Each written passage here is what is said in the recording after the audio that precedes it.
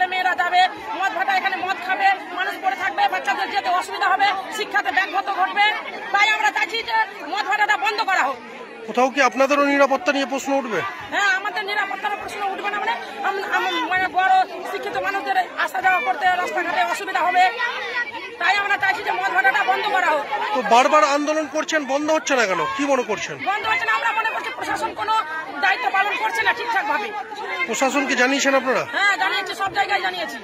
কেউ কিছু করছে না? না, প্রশাসন কোনো দায়িত্ব পালন করছে না। ঘুষ খেয়ে বসে। তাই আমরা জনতারাই নিজেরাই একতা হয়ে, প্রশাসন যদি কিছু না করে আমরা নিজেরাই একত্র হয়ে আন্দোলন করে ওর মদ ভাটা ভেঙে পরবর্তীতে গুড়িয়ে দিতে চাই আমরা। প্রশাসন বলুক আমাদের। পুলিশ তো এসছে, পুলিশ কি বলছে?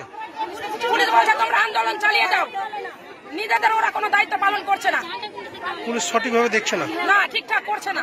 তাই বলে আমাদের বারবার আন্দোলন আমরা চালিয়ে যাচ্ছি।